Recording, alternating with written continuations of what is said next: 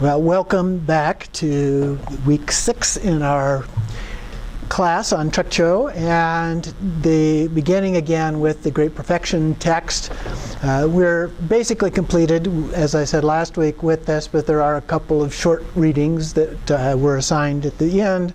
The first one in this one is a short concluding prayer, and then it's followed by appendix number 1, which has to do with beginning a meditation session. It's fairly basic information. We don't need to go through it in any detail. It basically talks about particularly focusing on Bodhichitta and setting up, establishing the mind of Bodhichitta in the process of preparing to do your practices. There's one from Terdek Lingpa and another one from Jemgon Control. And both of them talk about the same things. Jemgon Control includes some things about 9-round breathing. He gives a 9-round version and a 3-round version of that in there. But the basic idea is Bodhichitta, and then following that with the purification process using Vajrasattva. So if we're following the short Nundro practice that we have used, that's all incorporated in that. So we're following that kind of a process. And then as we do the Guru Yoga, when we do that process, then that just naturally flows into the Trekcho practice. So it's a very good way to do that. So then moving on to the text of Dzogchen text by the Dalai Lama. This one is a little bit more elaborate than that. The Dalai Lama going into quite a bit of detail here. We're starting on page 139. Mind is devoid of mind. And so trying to figure out what this really means.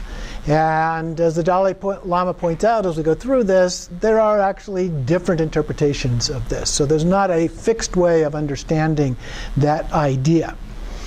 And he starts off talking a little bit about the two truths, conventional truth and ultimate truth, and then goes into those, talks a little bit about it from different perspectives. He mentions Longchenpa and Mipam Rinpoche as a part of that, talking about it in terms of prasangika point of view, looking at where mind comes from, the state of mind, and where it ceases. So where do things in the mind, this idea of thoughts, for example, thoughts arise, they abide, and then they leave. And then they're replaced by another thought that comes and abides and leaves, and so forth. And we recognize that as our mind, things going on in our mind as a part of that. And he goes on then to talk about ultimate truth on page 141 here, middle of the second paragraph, as the fundamental innate nature, and conventional truth as adventitious phenomena. So the other things that are going on around us, and even in us, if you will, in some cases.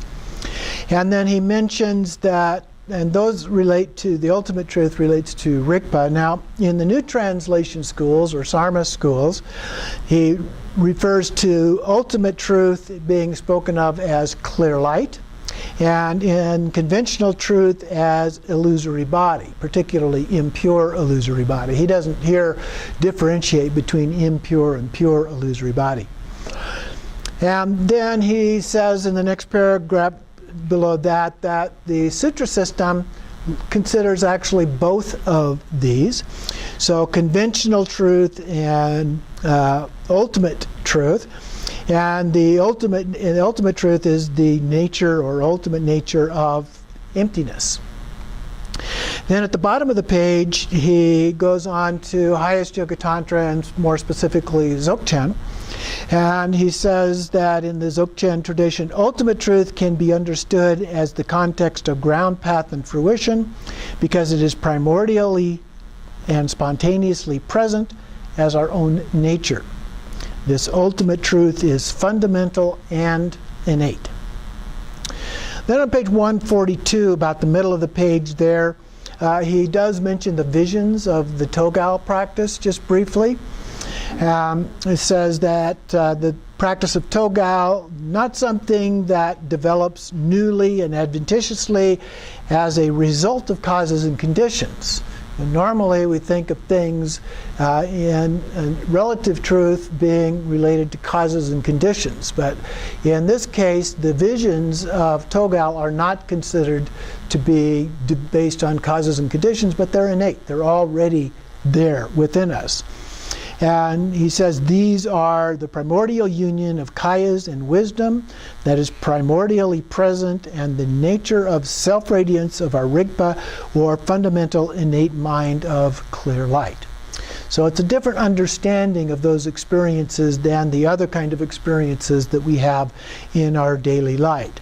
So it's already present, and then it's brought into evidence. We understand it, we experience it through following the practices. Therefore, this fundamental, innate, ultimate truth is empty of adventitious phenomena of conventional truth. And then he compares this with the sutra system, where emptiness is understood in terms of the negation of an inherently existing mode of being. So we talk about it as the lack of inherent existence, for example. And then on the top of the next page, he compares that with the Guhya Samaja Tantra, where there are different levels of emptiness, and he talks about, mentions at least, the four empties. He doesn't really explain those at all, but in the Natural Liberation course we've gone through both an understanding of those as well as the practices themselves. And then he also compares it to the Kala Chakra Tantra, in which emptiness is a view of corporality or material substance, or the lack thereof. And then even in the sutra system, there are different uses of the term ultimate truth to further complicate issues for us, of course. And so he mentions Maitreya, the ultimate meaning, ultimate practice, ultimate attainment or results. So different ways of using terminology as a part of this. And then down a little past midway down, the new paragraph there, it talks about returning then to the two truths, his discussion of those specifically. And the fundamental innate mind is empty of adventitious phenomena, as he mentioned, and spoken of as emptiness or ultimate truth. And this gives rise to the view of emptiness in Tibet, where this fundamental innate mind is ultimate truth. And so we see a lot of times texts will refer to it in that particular context and in all of the different schools. And so this was taken to mean something independently and ultimately existent. That is called emptiness of other, or shentang. And so that's a little different view than the Prasangika point of view of looking at this, which he goes on to explain a little bit later. But basically this idea of shentang is that the ultimate truth really exists. Whereas the Prasangika takes the point of view of saying that basically it lacks inherent existence, and so you can't say anything about it. So that is often referred to as the emptiness of self. So it has no self-existence. And so it just is, but Prasangika only talks about this from this negative point of view, saying what it is not. It does not try to establish what it is, whereas the shentang does go that extra step to say this is what it is. For example, it is permanent, unchanging, those kind of characteristics. So that's the main difference between those. But we do have to be careful, and part of the argument between these two schools is that if you adopt that shentang point of view and you take that as being real, there is a high risk of reifying that, making it a thing, which is not what it is. So it's a little bit tricky. And actually both of these approaches are a little bit tricky, because the shentang approach is a little bit tricky because of the possibility of reifying it into a thing. And the Prasangika view is also a little bit tricky because it's very easy to fall from that into just complete nihilism, where there's just nothing at all. Okay? So there's a main argument that we get between those particular two schools here. And then he says that, so this can be confusing depending on the context that we are looking at. So then on page 144, he talks about understanding emptiness and attempts to explain this. It's not an easy thing to explain something that is considered to be ineffable. It falls exactly into the argument that we were just talking about with those two schools. And so he starts with the view of Madhyamaka Prasangika, understanding the common to be both sutra and tantra, commonality of the two truths. And ultimate truth is the ultimate nature of things. Conventional truth is the conventional nature of things. However, from a direct experiential point of view, a non-conceptual awareness in which duality of subject and object is dissolved, that also could be considered ultimate truth. And any object that retains this subject-object duality then is directly perceived as conventional truth. Okay? So one of the issues then is this one taste. If it divides up into two parts mentally for you, then that's considered to be conventional. But when it's perceived with one taste of direct experience, then, at least in some schools, again we get into separate arguments, but then it's more likely to be considered to be ultimate truth. So then he goes back to this short verse that was leading into this we talked about last time. Mind is devoid of mind. And so he says, at face value, that's totally illogical. And so then he tries to explain it. The reason why Buddha spoke of mind being devoid of mind is that mind does not exist in its own right. That is, it lacks inherent existence. So mind does not have an ultimate existence, but only exists in dependence upon other factors, causes, and conditions. Okay? So when you look at mind, our idea of what mind is, we think of mind being existent as a thing. And yet mind changes. We know it changes. Things come into being, they abide, they leave, and so forth. So it doesn't fit the definition of ultimate, right? So that's what he's referring to here. And so he says, well, there are really two connotations to this. First is how mind is perceived. So we can perceive mind as not an object of a direct experience, which realizes the ultimate nature of mind, and awareness only that realizes the emptiness of mind and not mind itself. Okay? So if we view it as this awareness, sometimes in Dzogchen what we would refer to as pure awareness or Rigpa, okay, that is a little bit different than understanding mind from a conventional point of view. Okay? So he says, therefore mind, you might put it in quotes or might put a capital M on it to distinguish it from the other form, is not ultimate. Therefore, in this case, it would be lowercase in this case, is not ultimate because it's a relative view of this. However, if we take ultimate reality, emptiness itself, that emptiness is a phenomena that is found as a result of an ultimate analysis upon a given object, and therefore it is ultimate. Yet, if we take the ultimate as an object, again reifying it, this is not the case. This indicates that emptiness is also not ultimately existent. So we have a contradiction here, or at least a seeming contradiction. That emptiness is ultimate truth, but at the same time, it is not ultimate truth. So, but it depends on the particular point of view that you are taking on this. Now, the Dalai Lama doesn't explain that in great detail, but at least he touches a little bit more on this idea. And so he says, the idea here is a negation of independent existence is ultimate reality or ultimate truth of all things, or the lack of inherent existence. Okay? So the idea of this independent existence, means that it lacks inherent, emptiness of that would be the lack of inherent existence. So if it has inherent existence, then it would be ultimately real. So that's the fundamental definition that's used in all of these arguments about that. Now, he also then goes on and mentions Nagarjuna and Chandrakirti and their approach to the middle way. And then he says, generally phenomena are divided into two categories: affirmative phenomena and negative phenomena.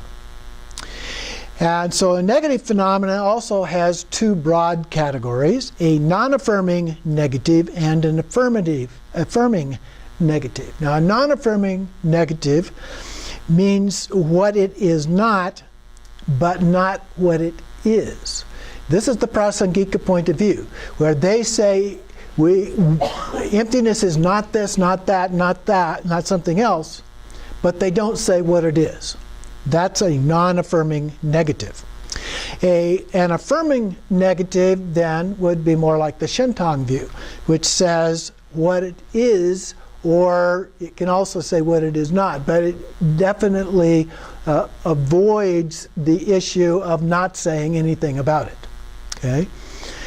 And so the emptiness here, he says, is the non-affirming negative phenomena from that Prasangika point of view. And then he gives a couple of examples. The first one he uses space as an example of a non-affirming negative. In space we can define as not having any matter in it. Okay, so it's devoid of all matter. Now that doesn't say what space is, it simply says what it is not. It is not matter. All right? So that's a non-affirming negative, an example of a non-affirming negative. The other example he gives is a flower. Now if we have the flower, we understand what the concept of a flower is, but the flower's not there. That's an affirming negative because we know what the thing is that's not there. Okay? So that's the philosophical ideas of those basic arguments that he's talking about here. So our understanding of realization of the empty nature of things is important because understanding and realizing emptiness is directly related to our quest to purify our mind of afflictive emotions. So the idea is if we really understand this, then that overcomes our afflictive emotions and allows us to attain enlightenment. Okay? So that's why this is very important that we really understand what this is. The complication, of course, is that there's so many different views of this that either somewhat or directly contradict each other. So what we tend to do then in terms of afflictive emotions, he goes on to address that a little bit, is that we then superimpose our idea of what is desirable or not desirable on those things, which then sparks this emotion in our mind, emotional experience in our mind. And then we become attached to those or averse to those, and it manifests in terms of things like anger or hatred and other kinds of things. And so the idea is we need to purify our mind of these afflictive emotions and develop an understanding of emptiness. And that becomes critical to being able to do this. So when it's directly experienced, that direct realization of emptiness will have the power to serve as an antidote for us in this process, an antidote to the afflictive emotions. That's what he's talking about here. And then on page 148, according to Nagarjuna and his followers, this direct realization of emptiness that overcomes and removes delusions from the mind is a crucial factor in wisdom. And this realization of emptiness is a common requirement in order to attain liberation, as I was mentioning. So then he goes on from this, talking about these elements that help us attain the realization of wisdom, to talk about Bodhichitta, the mind of enlightenment. And so here he says, the skillful means of bodhicitta. Since there is no difference between the three vehicles, and here he's talking about the Shravakas, or the hearers, the Pratyeka Buddhas, the solitary realizers, and the Bodhisattvas. So those are the three. Those three vehicles with respect to wisdom, the difference, there's no difference among those three. And so the difference must lie in the domain of method or skillful means. Bodhicitta, the altruistic aspiration to attain enlightenment for the benefit of all. And so he talks about two different kinds of aspiration, which he highlights then in this next paragraph.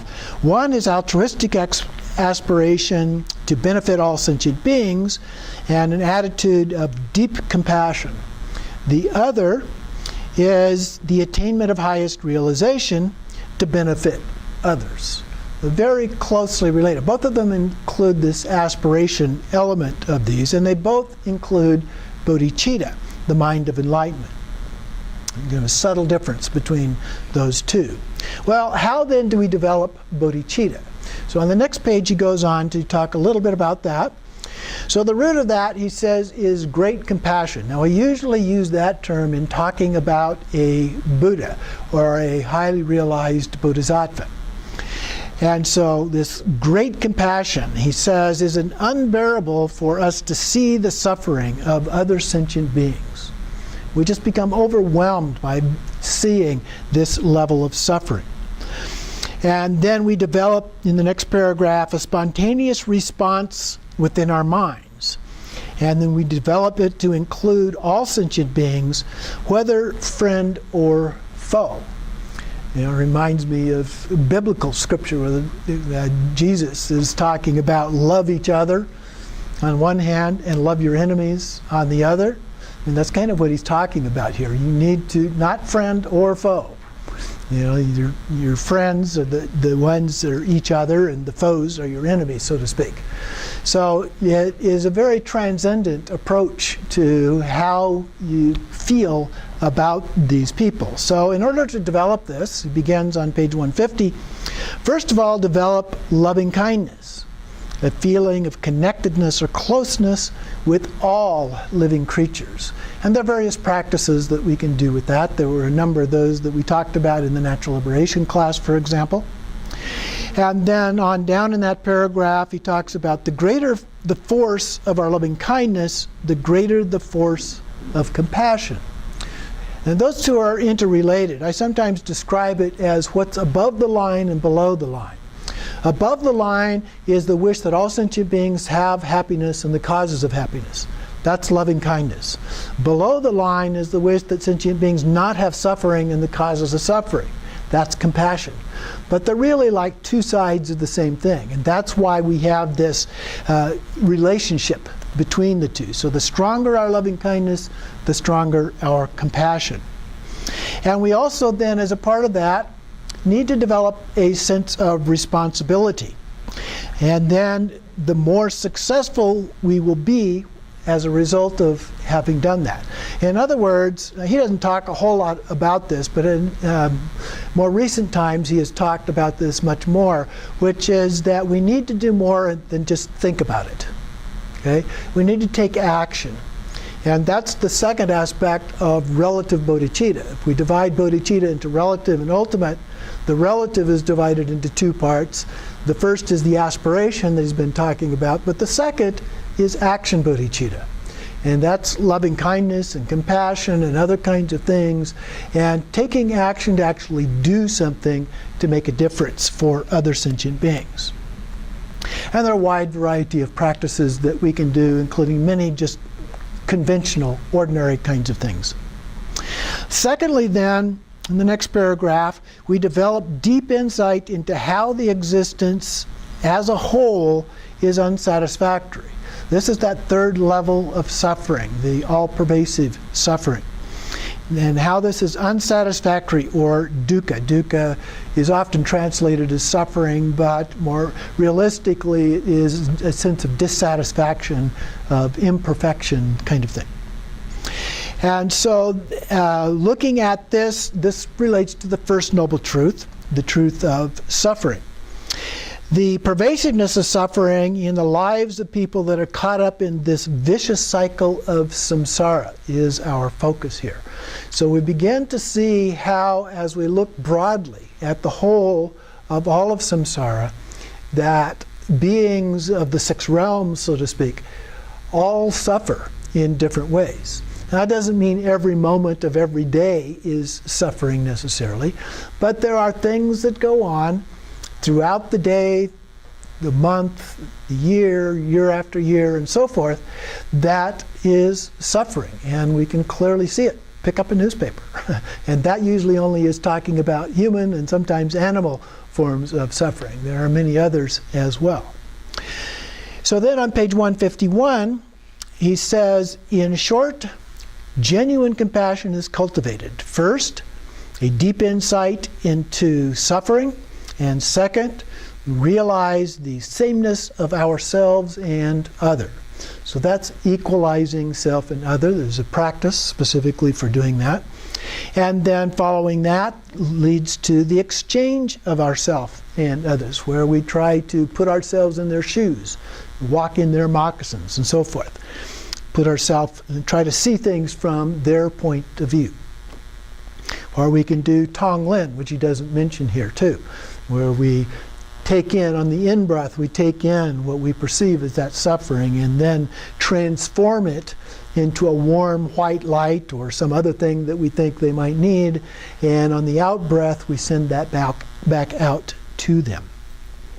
The next thing then that the Dalai Lama talks about in here is the Bodhisattva pledge, or the Bodhisattva vow, that we probably all have taken as a part of this.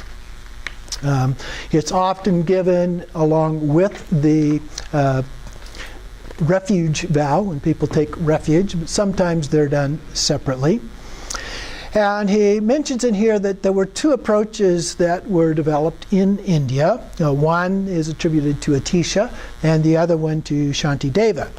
And he suggests combining these two approaches together.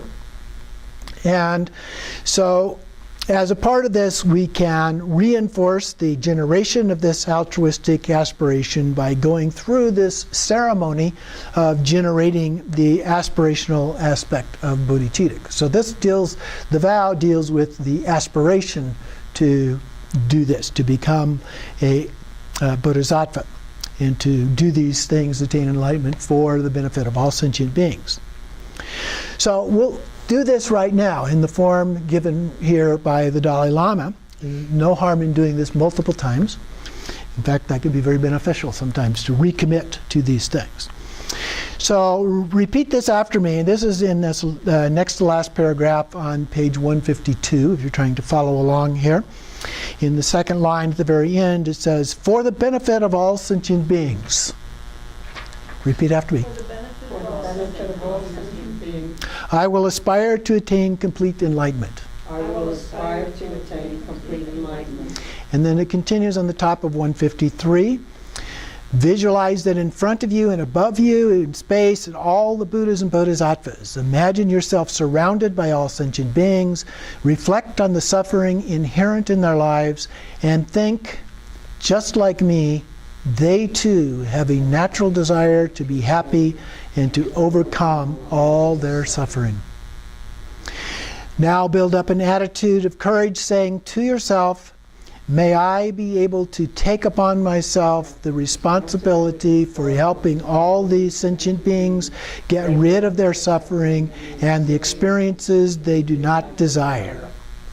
And then we take the following pledge that you will work to put this into action. So we'll recite this one line at a time. In the Buddha, Dharma, and Sangha, I take refuge until enlightenment is reached. Through the merit of my practice of generosity and the like, may I attain Buddhahood so as to benefit all beings. So we make a pledge from the depth of our heart here. So sense this right from your very heart, that from now on you will always be a good human being. Whenever the occasion arises, you will help other sentient beings, and if not, at least not harm them. Okay? That's the basic definition that the Dalai Lama often gives in terms of ethics. If you want to summarize Buddhist ethics, it's do good or at least do no harm. And so that's what he's referring to here. And then he says the altruistic ideal should be put into action through the practices of the 6 perfections. And so generosity, the ethics, or he uses pure morality, patience, enthusiasm, concentration, and wisdom. Now the first 5 of those are considered to be the skillful means, and then the wisdom is, of course, the wisdom aspect of that. So then he talks in the next section here about the union of method and wisdom.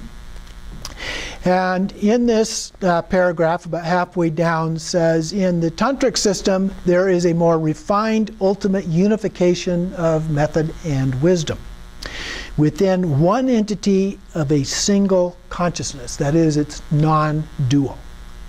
And in the next paragraph, he talks about the aggregates of body and mind being dissolved into emptiness.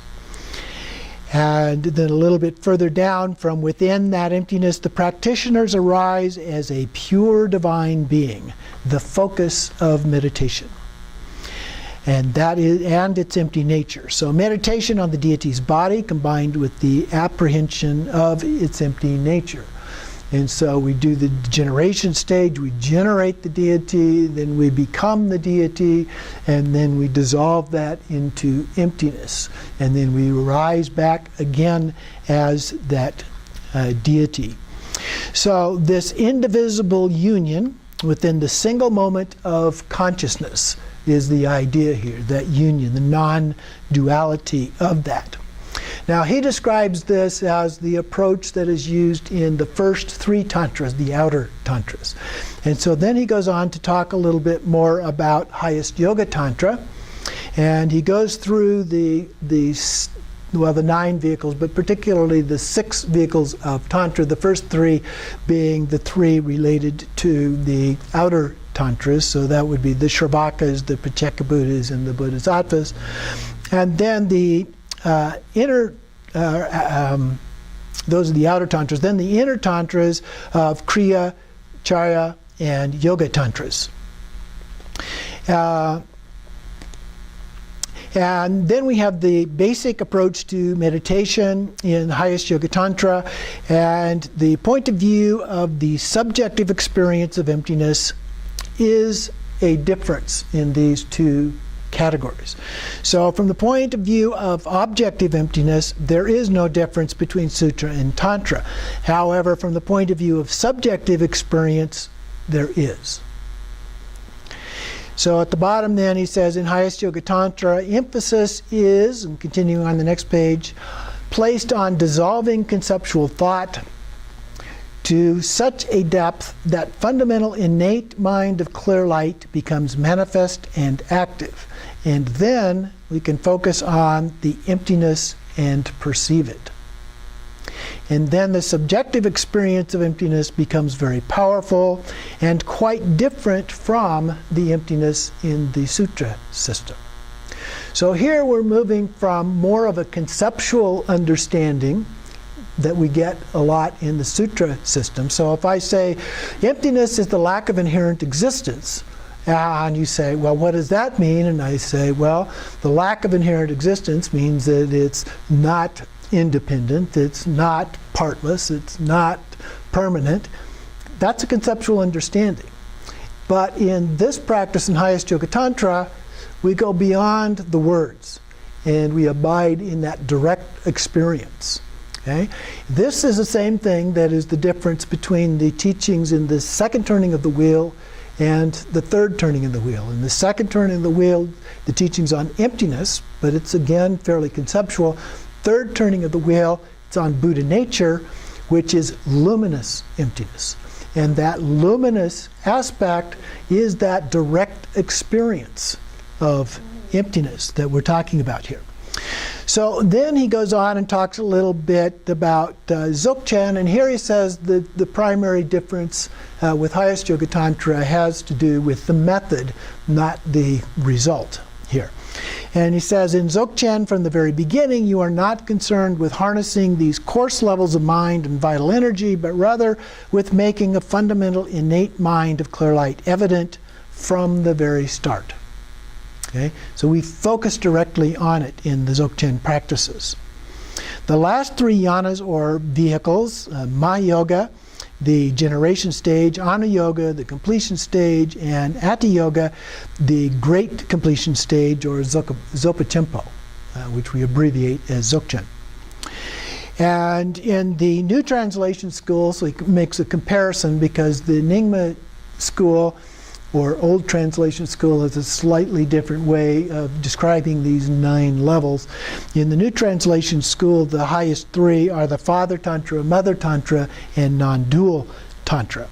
And then he relates that to the 4 empowerments there, which I won't go through here, but continues on and mentions Mahamudra, or the Great Seal, on the next page, and mentions that there are different levels within Mahamudra.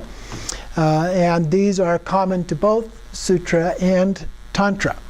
That then, at the highest level, talks about clear light. And at it also refers to then the union of illusory body and clear light in the highest Yoga Tantra. Now,